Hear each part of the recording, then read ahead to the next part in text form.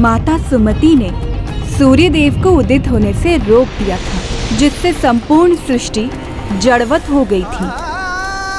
जब देवराज के द्वारा निरंतर निवेदन करने पर भी माता ने उनकी एक न सुनी, तब निराश हताश होकर देवराज त्रिदेव के पास गए और उनसे इस समस्या का समाधान करने की विनती की।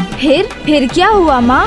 वो त्रिदेव जो सभी में सर्वोच्च है, जो अनंत है, अनादि हैं, उन्हें भी माता के समक्ष समर्पण करना पड़ा और वो याचकों के समान देवी सुमति के द्वार पर गुहार लगाने लगे। हे देवी, हम त्रिदेव आपके द्वार पर आए हैं। हमें अपने दर्शन दीजिए देवी। त्रिदेव यहाँ? देवी, सृष्टि के संकट को दूर करने हेतु हम स्वयं आपके पास आए हैं। इसीलिए आपसे निवेदन है, हमें दर्शन दीजिए। इतने वर्षों के कठोर तप के बाद भी प्रभु मेरे सामने नहीं आए, मुझे प्रत्यक्ष दर्शन नहीं दिए। और इस नारी ने ऐसा कौन सा महान कार्य किया है जो त्रिदेव इसके द्वार पर गुहार लगा रहे हैं और ये उनकी गुहार को भी नकार रही है?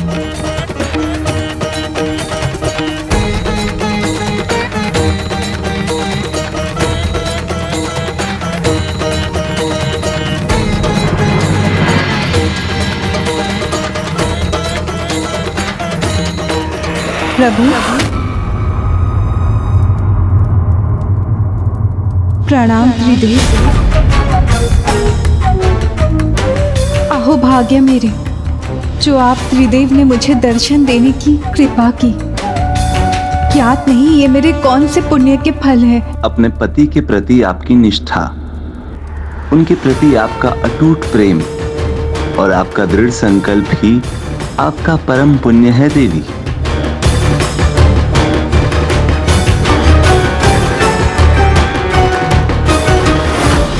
भीतर मेरी जो विष है, मेरी ये दुर्दशा उसी के कारण है। मैंने कहा अपनी गति बढ़ाओ, वहां नृत्य आरंभ होता ही होगा।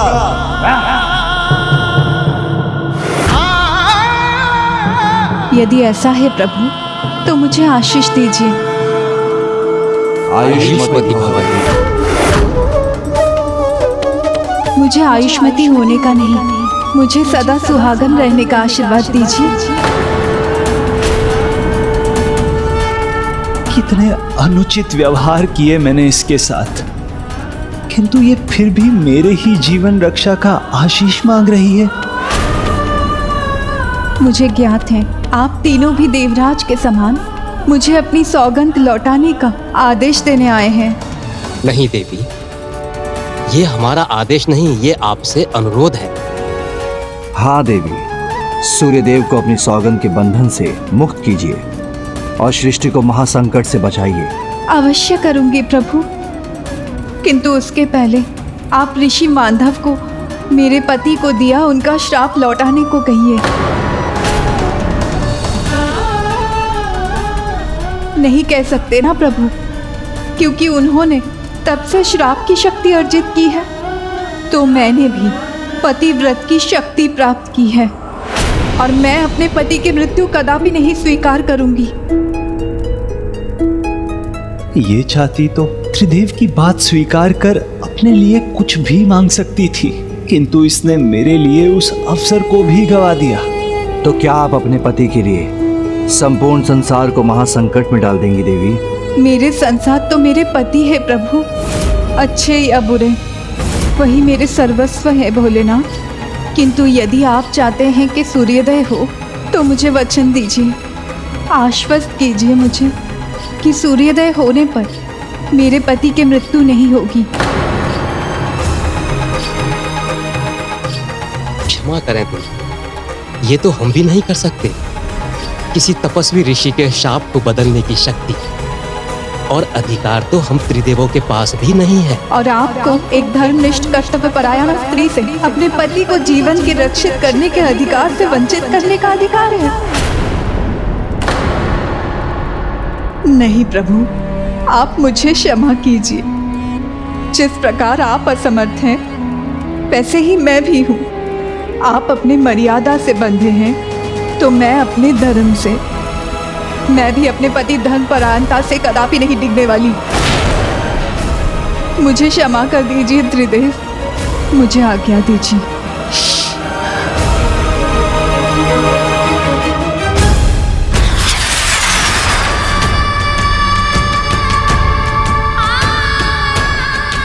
मैं अत्यंत लज्जित हूँ। जिसको मैंने कष्टों के सिवा कुछ नहीं दिया, उसने मेरे जीवन की रक्षा के लिए त्रिदेवों को भी लौटा दिया। जब स्वयं त्रिदेव ही उन्हें मनाने में असमर्थ रहे, तो समस्त संसार सूर्योदय के बिना ही अस्त की ओर बढ़ता रहा।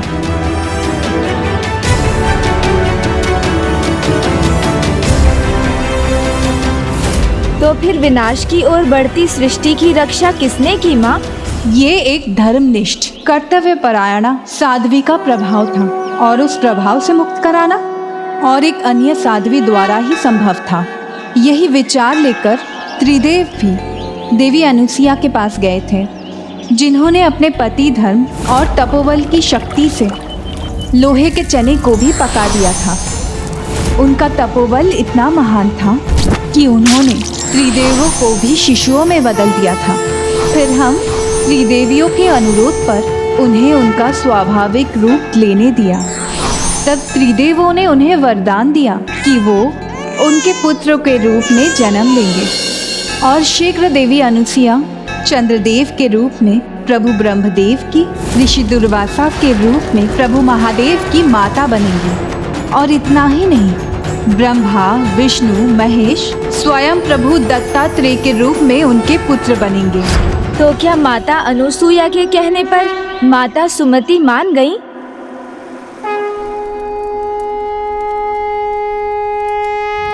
देवी सुमति, सूर्यदेव के किरणों से, उनकी ऊर्जा से सृष्टि को जीवन मिलता है।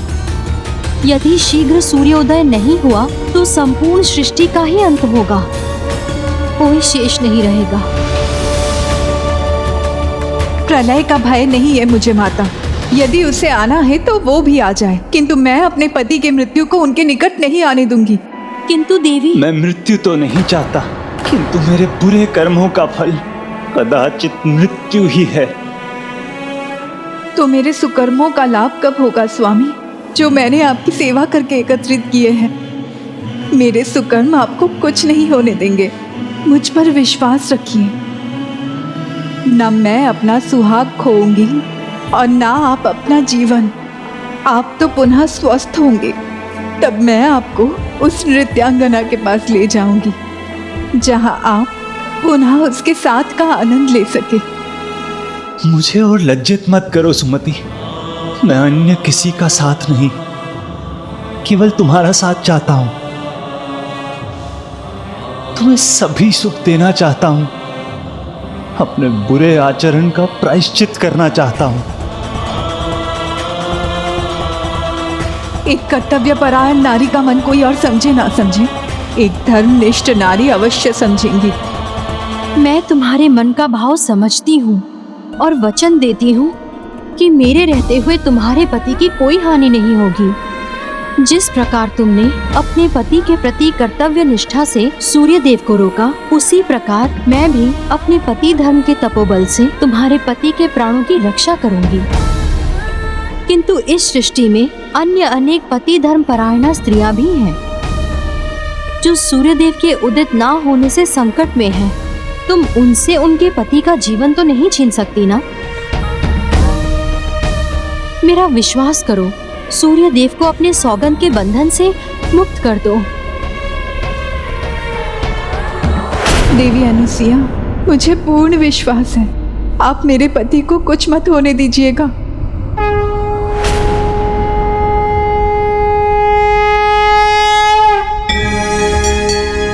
हे सूर्यदेव, मैं आपको अपनी सौगंध से मुक्त करती हूँ। आप उदित हो सकते हैं, आप उदित हो सकते हैं, आप उदित हो सकते हैं, आप उदित हो सकते हैं। जय जय शक्ति रूप वैदेही।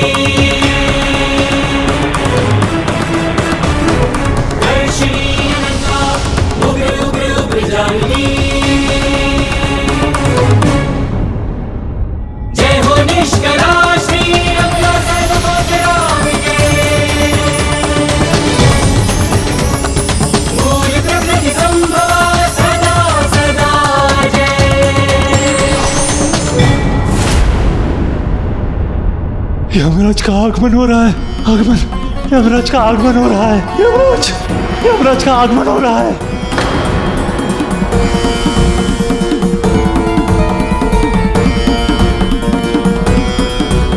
मैंने जो वचन दिया वो भंग नहीं होगा देवी सुमति। आपके पति को कुछ नहीं होगा।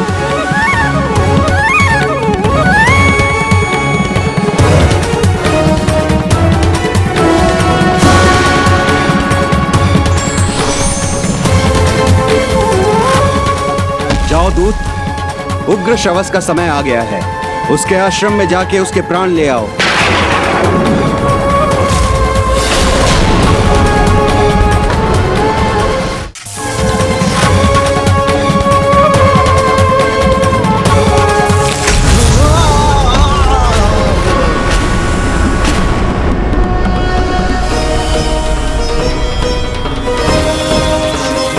ऐसा कोई स्थान नहीं है जहां यमराज के यमदूत न जा सके। अब मैं पुनः प्रयास करूंगा।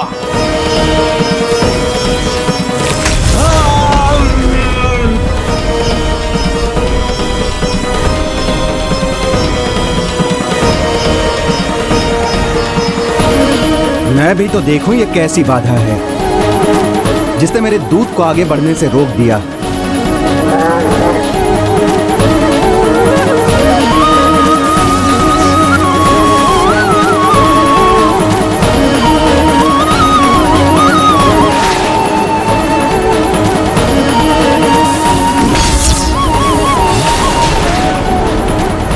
ये कैसे संभव है? मुझे तो अपना कर्तव्य भी निभाना है।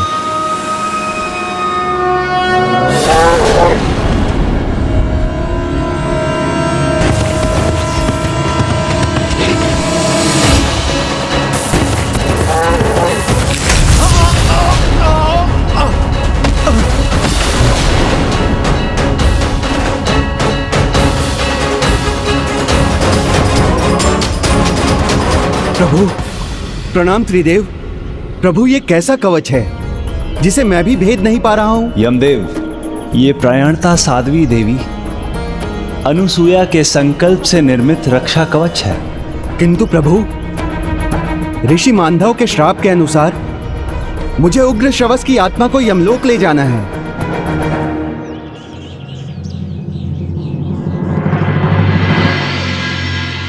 प्रभु, कितने वर्षों तक मैंने कठिन तपस्या की। उसकी तपोशक्ति और उस तपोशक्ति से दिया गया श्राप, क्या उसका कोई मूल्य नहीं? यमदेव, जब एक पति धर्मपरायण साध्वी के वचन के विरुद्ध सूर्यदेव उदित नहीं हो सके, तो आप एक अन्य पति धर्मपरायण साध्वी द्वारा रचित सुरक्षा कवच को कैसे भेज सकते हैं? हाँ, मैं देवी सुमति के पति का कोई हानि नहीं होने दूंगी।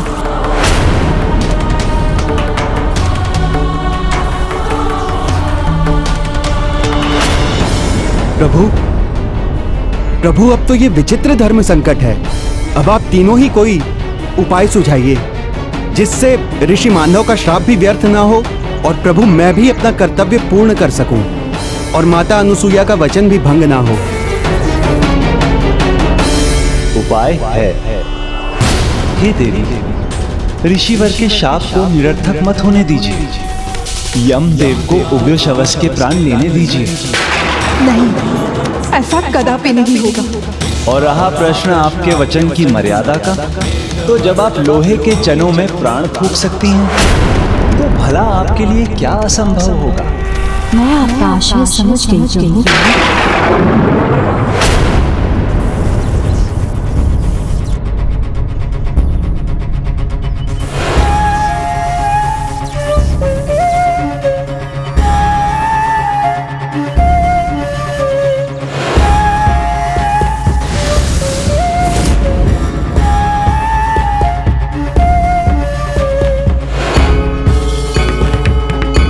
धन्यवाद प्रभु। आपने ये क्या किया देवी? वचन दिया था आपने कि आप मेरे पति को कुछ नहीं होने देंगी, फिर आपने क्यों अपना सुरक्षा कवच हटा लिया?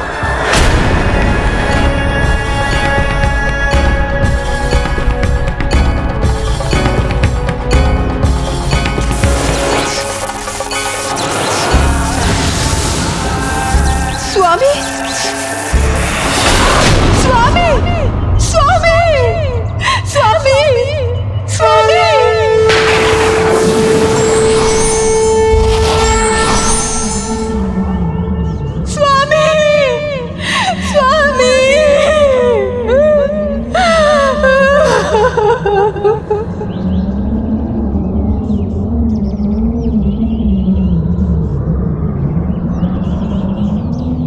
मैंने जो वचन दिया था वो भंग नहीं होगा। मैं तुम्हें तुम्हारे पति को अवश्य लौटाऊंगी देवी सुमति।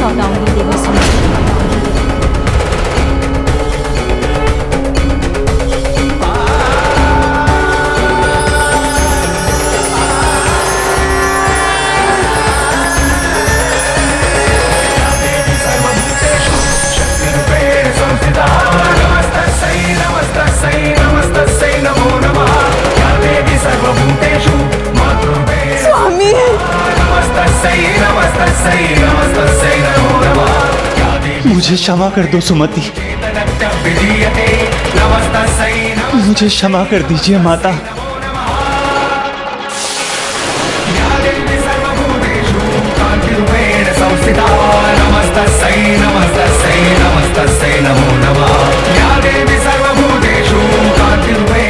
आपकी कृपा से मैं पुनः स्वस्थ भी हो गया माता। आपको कोटि कोटि नमन। ना ये मेरी कृपा है, ना ये मेरा चमत्कार, ये तो मात्र और मात्र आपकी पत्नी सुमति के कर्तव्य निष्ठा का प्रभाव है, जो उसने अपनी कर्तव्य परायणता से प्राप्त किया है।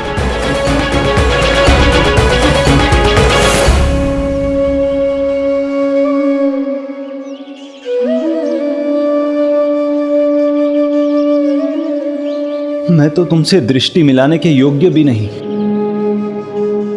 तुमसे क्षमा कैसे मांगू?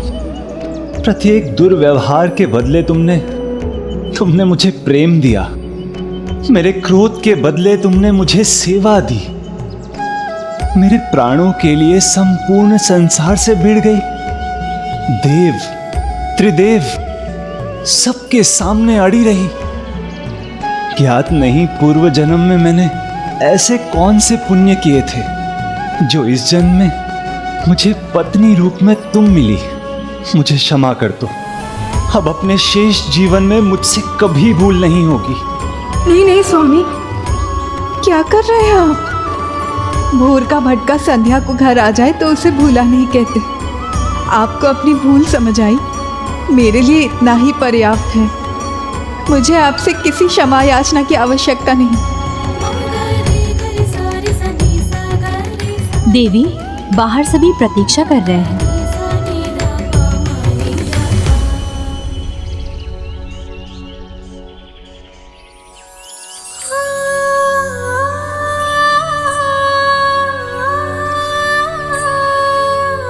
प्रणाम त्रिदेव, मैंने उस समय आपकी आज्ञा नहीं मानी, इसलिए मुझे क्षमा कर दीजिए। देवी सुमति, आपने तो ये प्रमाणित कर दिया कि एक पति धर्म परायण नारी यदि चाहे तो विधि का विधान पलट सकती है। इसलिए पति धर्म परायण नारी के विरुद्ध जाना संकट का संकेत है। मेरी बुद्धि में, मेरी दृष्टि में ये कैसा दोष था कि सुमति के निकट होते हुए भी मैं उसे उचित सम्मान नहीं दे पाया। आपने अपनी भूल स्वीकार कर देवी सुमति को सम्मान दिया और इसीलिए आपका रोग भी दूर हो गया। आप अपना यही आचरण बनाए रखिएगा। और आज मैं अनुसुईया ये घोषणा करती हूँ कि जो भी पति अपनी पत्नी के महत्व को, उसके त्याग को ना समझकर उसका अपमान करेगा, वो दुर्भाग्य का भागी बनेगा। क्योंकि पत्नी ही धन, ज्ञान, समृद्धि का प्रतीक है। जो अपनी पत्नी को नकारेगा वो इन तीनों को भी नकार देगा। और इस प्रकार देवी सुमति ने ये प्रमाणित कर दिया कि धर्मनिष्ठ स्त्री यमराज को भी रोक सकती है। उनका दृढ़ निश्चय त्रिदेव भी नहीं पलट सकते। और इस कथा से हमें ये भी सीख मिलती है कि निष्ठा, विश्वास, प्रेम, समर्पण से किया गया कोई भी कार्य कभी व्यर्थ नहीं जाता। और जो योग्य होते हैं वो अपने आत्मबल से अपना भाग्य स्वयं निर्धारित करते हैं। जिन देवी सुमति के कर्तव्य परायणता के भाव के प्रभाव से उनके पति की अकाल मृत्यु टल गई, उनके दर्शन से तो अपार सुख प्राप्त होगा। तब शुभ कार्य में विलंब कैसा पुत्र गणेश? हम उनके आश्रम के बाहर पहुंच चुके हैं।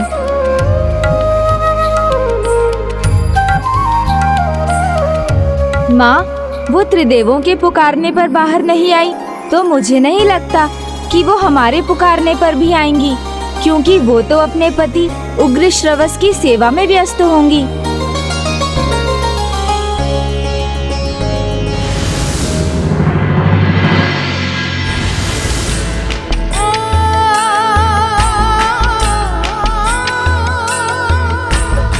स्वामी, विश्राम करिए।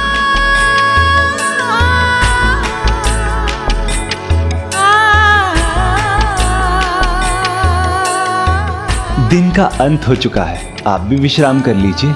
नहीं स्वामी, जब तक आप गहरी निद्रा में लीन नहीं होते, मैं आपकी सेवा करती रहूंगी।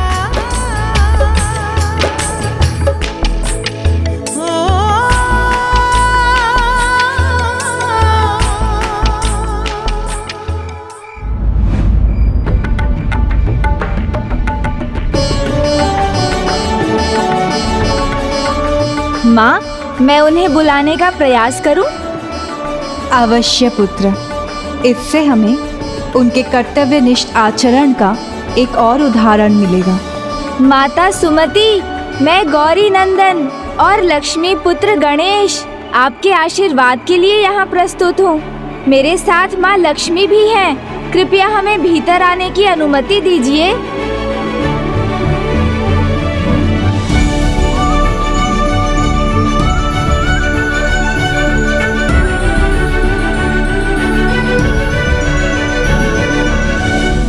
स्वयं गौरी पुत्र और लक्ष्मी पुत्र गणेश आए हैं यहाँ। मैं उनके दर्शन के लिए लालायित हूँ, किंतु स्वामी की सेवा छोड़कर कैसे जाऊं? मैंने तो उन्हें वचन दिया है, जब तक वो गहरी निद्रा में लीन नहीं हो जाते, मैं इसी प्रकार उनकी सेवा करूंगी। माँ, मैंने कहा था ना, उनकी अपने पति के प्रति निष्ठा इतनी दृढ़ है कि वो ऐसे ही नहीं आएंगी।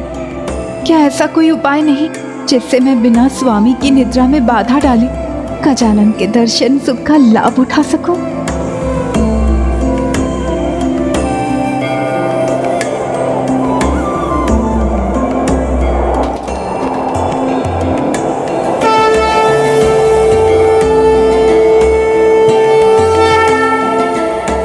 क्षमा कीजिए प्रभु, मैं उठकर आपको प्रणाम नहीं कर सकती, क्योंकि स्वामी अभी निद्रा मग्न हुए हैं और मैं उठी तो उनकी निद्रा टूट जाएगी।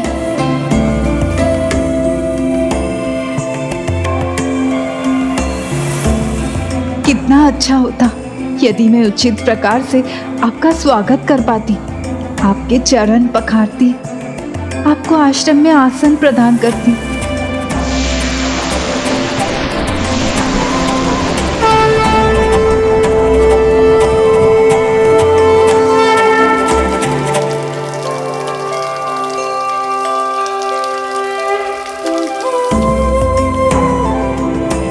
आपने उचित ही कहा था माँ।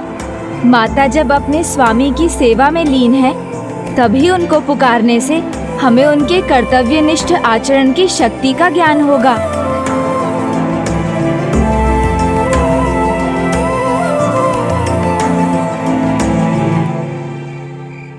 आओ पुत्र।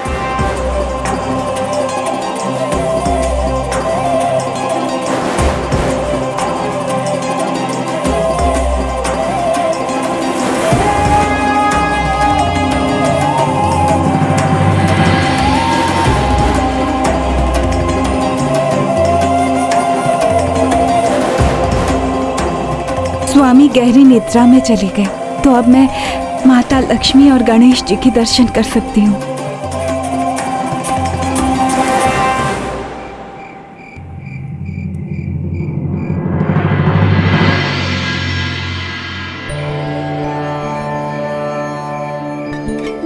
प्रणाम प्रणाम प्रणाम देवी सुमति। क्षमा करना प्रभु, क्षमा करना माता।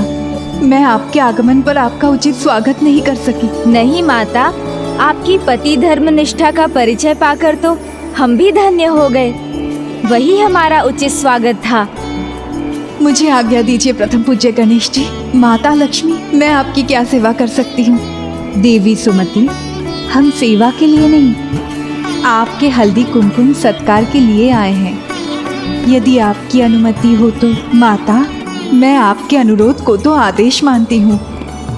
आपकी किसी बात को कैसे अस्वीकार कर सकती हूँ? आप मेरा सत्कार करें, ये तो मेरा परम सौभाग्य होगा। धन्यवाद माता। गणेश,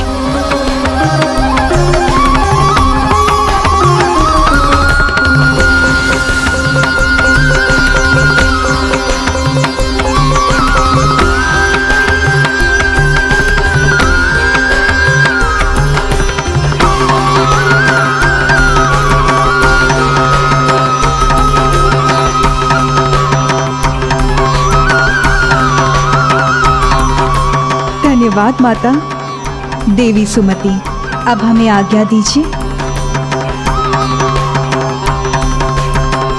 नहीं नहीं, मैं आपको इस प्रकार यहाँ से जाने की अनुमति नहीं दे सकती।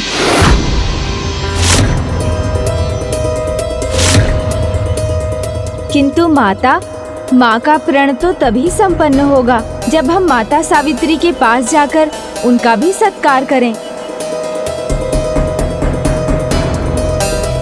हमें अनुमति देने की कृपा कीजिए। उचित है, किंतु ये तो आप भी भली भांति जानती हैं कि यहाँ मेरे अनुमति के बिना कुछ भी संभव नहीं है।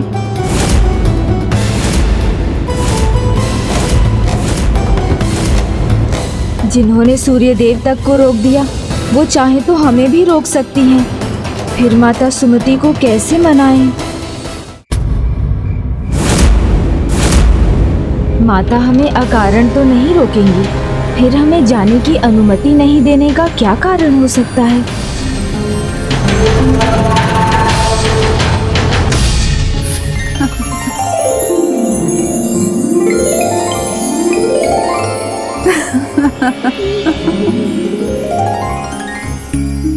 आपके मुख के भाव मैं समझ सकती हूँ।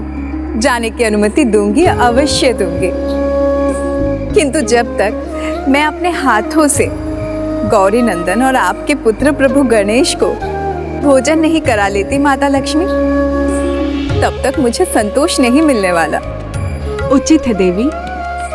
हाँ माता, इतनी लंबी यात्रा के बाद भूख तो लग गई है।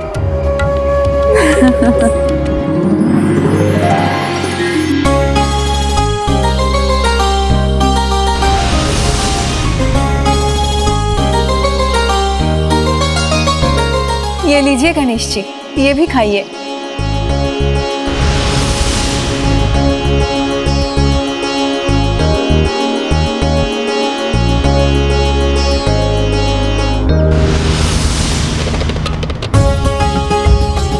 वाह माता, आनंद आ गया। भोजन तो बहुत स्वादिष्ट था। भूख मिट गई पर मन नहीं भरा। किंतु अब तो जाना भी है ना। हमें आज्ञा दे। प्रणाम माता, प्रणाम देवी सुमति, प्रणाम गणेश जी।